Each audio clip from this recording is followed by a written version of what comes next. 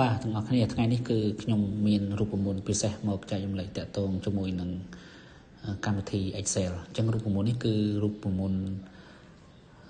sum if បាទរូបមន្ត sum if អញ្ចឹង sum if វាមានពីរsum if វាមានអត់ s និងមាន s អញ្ចឹងថ្ងៃនេះខ្ញុំចែករំលែករូបមន្តអត់មាន s អញ្ចឹងបន្ទាប់ទៀតខ្ញុំនឹងចែករំលែករូបមន្ត sum if មាន s បាទអញ្ចឹង sum if អត់ s នេះគឺយើងប្រើក្នុងការបូកដែលមានលក្ខខណ្ឌអញ្ចឹងបូកលក្ខខណ្ឌយ៉ាងម៉េចតោះយើងទៅអនុវត្តទាំងអស់គ្នាដំបូងយើងចុចស្មើហើយយើងទៅសេពាក្យ sum if បន្ទាប់មកយើងបើកវងកញ្ចក់បាទយើងបើកវងកញ្ចក់អញ្ចឹងយើងទៅ select មើល range ណាដែលយើងចង់ស្វែងរកចង់បូកតោះមកគឺយើងយកលក្ខខណ្ឌរបស់វាអញ្ចឹងលក្ខខណ្ឌរបស់វាគឺខ្ញុំយកបូកតាមបុគ្គលិកដែលភេទប្រុស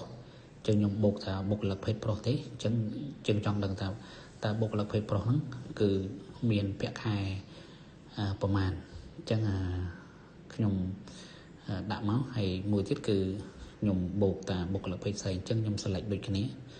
select ដូចគ្នាមក select យក rank នៅក្នុង rank ភេទនេះតោះមកគឺខ្ញុំ select យក female បាទយើងបិទពងកញ្ចក់មកតោះមកខ្ញុំទៅ select យកតួលេខបាទតួលេខអញ្ចឹងយើងបិទពងកញ្ចក់វិញមកអញ្ចឹងវានឹង